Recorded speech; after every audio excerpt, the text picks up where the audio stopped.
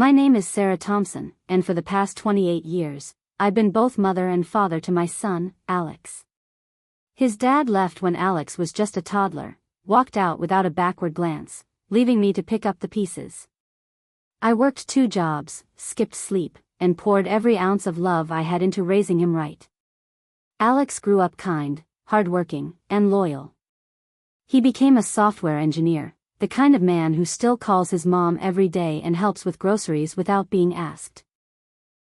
When he met Emily 3 years ago, I was thrilled. She was beautiful, ambitious, and seemed to make him happy. I thought, finally, my boy was building the family he deserved. At first, things were fine. Emily was polite in front of Alex, all smiles and charm. But the moment he stepped out of the room, the mask slipped. She'd roll her eyes at my stories about Alex's childhood, dismiss my cooking as quaint, and make little digs about how I still treated him like a kid. I brushed it off. New relationships are awkward, right? I wanted to like her. I even handmade a quilt for their new apartment, stitching in patches from Alex's old baby clothes. When I gave it to her, she looked at it like it was trash. "Oh, how homemade," she said with a tight smile. "We'll put it in storage." Alex laughed it off, but I saw the discomfort in his eyes. As the engagement progressed, Emily took full control of the wedding planning. I offered to help. Bake cookies for favors, contribute to the flowers, anything. She shut me down every time. "We've got it handled, Sarah. You just relax." I wasn't invited to dress shopping, venue tours, or even cake tastings. When I gently asked about the mother-son dance tradition, she snapped, "Alex and I are modern. We don't need outdated rituals." Behind Alex's back, she started calling me clingy and overbearing to her friends. I overheard her once on the phone, "His mom is so needy. Once we're married, she'll have to back off." The homemade gifts kept coming back rejected. For Alex's birthday, I baked his favorite lemon bars from scratch, the recipe I'd made every year since he was 5. Emily intercepted them at the door. "Alex is watching his carbs now," she said sweetly. "Thanks, though." She tossed them in the trash when she thought I wasn't looking. Alex never even knew. The final straw came the night before the wedding. I'd stopped by their apartment with a special gift. A framed photo collage of Alex from baby to man, with a letter I'd written about how proud I was. Emily answered the door alone. Her eyes were ice cold. She took one look at the frame and handed it back. "Sarah," she whispered, leaning in so no one else could hear, "after tomorrow, you're not really part of this picture anymore. Alex is starting his real family, with me. You've had him long enough. Don't embarrass yourself by clinging on. Just fade into the background, okay? You don't belong in our future." I stood there, stunned, the frame heavy in my hands. All those years of sacrifice flashed before me, the nights I cried alone, the promotions I turned down to be at his school plays, the way I'd shielded him from feeling abandoned. And now, this woman was telling me I was disposable. Like baggage to be left behind. I drove home in a daze, tears streaming.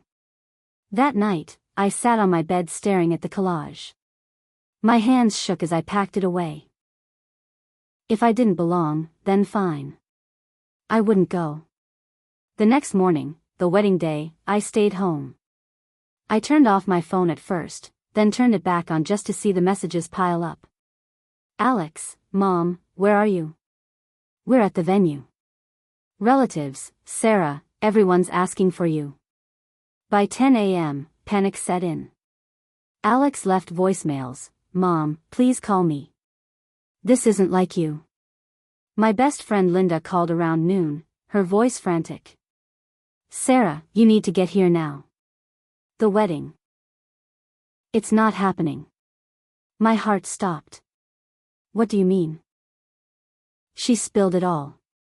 Apparently, Alex's best man, Tom, his friend since college, had pulled him aside right before the ceremony. Tom had been suspicious of Emily for months. He'd done some digging after overhearing her on a work call that sounded way too personal. The evidence was damning. Photos from Emily's phone, hacked by a mutual friend who got suspicious, her in compromising positions with her ex-boyfriend, as recent as a month ago. But it wasn't just cheating. Texts revealed her ulterior motives. Emily came from a wealthy family on paper, but they'd hit hard times, debts piling up from bad investments. Her parents had pushed her toward Alex because of his stable job and bright future. "Marry up," her mom had texted. "Secure our legacy." And the prenup she'd insisted on? Alex had signed it without reading closely, blinded by love. It wasn't protective, it was predatory. In case of divorce, Emily would get a huge chunk of his assets, plus ongoing payments that would bail out her family's business. She wasn't in love with Alex. She saw him as a meal ticket. Tom showed Alex everything minutes before walking down the aisle. Alex confronted Emily in the bridal suite. She denied it at first, photoshopped. Lies. But crumbled when he showed her the texts. Her mask shattered. "Your mom started this," she screamed. "She's been poisoning you against me." Alex's voice broke as he told her, "No. You've been doing that yourself. Treating my mom like she's nothing. Dismissing her gifts, excluding her, whispering those cruel things. I brushed it off because I thought you loved me. But you don't. You love what I can give you." The church erupted in whispers as guests learned the truth. Emily's parents tried to spin it, misunderstanding. But the evidence spread like wildfire via group chats. By the time the ceremony was supposed to start, Alex stood at the altar alone and announced, "There will be no wedding today. I've been betrayed." Chaos followed. Emily stormed out in tears, her dress trailing. Guests filed out in shock.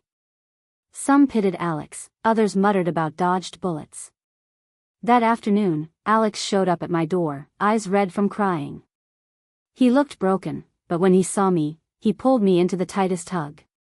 "Mom," he whispered, voice cracking. "I'm so sorry. I was blind. I let her treat you like that.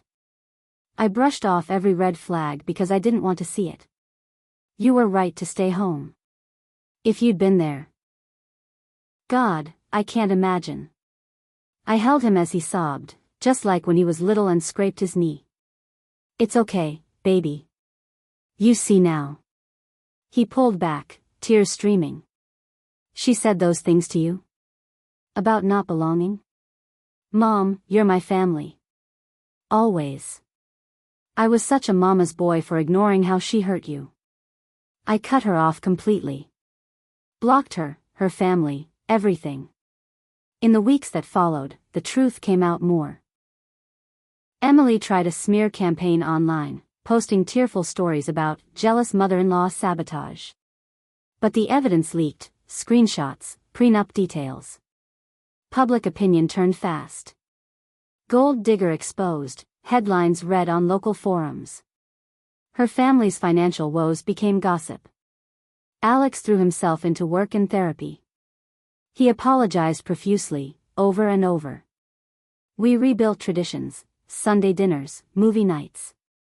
One evening, he pulled out that framed collage I'd hidden away. "I found this," he said softly. "Mom, this is beautiful. I'm sorry I let her make you feel like you didn't matter." I teared up. "You woke up. That's what matters." He smiled, the real, boyish grin I hadn't seen in years.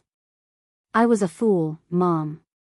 A total mama's boy who needed a wake-up call. But I'm yours first. Always." And just like that, the disrespectful bride was gone. My son was back, stronger, wiser, and closer than ever. Sometimes, the greatest awakenings come from the deepest betrayals.